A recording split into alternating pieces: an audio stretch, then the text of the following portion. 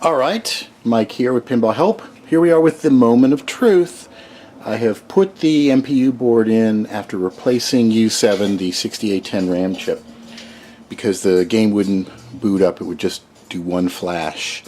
So I've put the game back in, the board back in the game, and now it's time to turn it on and see if it works. Was it the chip, or was it the socket or something else? So here's the moment of truth. Cross your fingers and let's see what happens. Ah, no! One flash again. Did you see that? So a new chip did not fix the problem. Yeah, this is just the nature of the beast.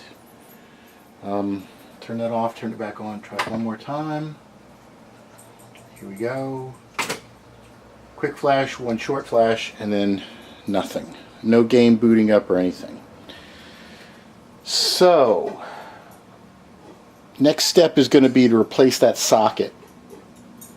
I have a couple of extra chips. I could put a different chip in to see if that makes a difference. But what are the odds of it, you know? So a little bit more work, back to the drawing board. So stay tuned for more on this. Thanks for watching.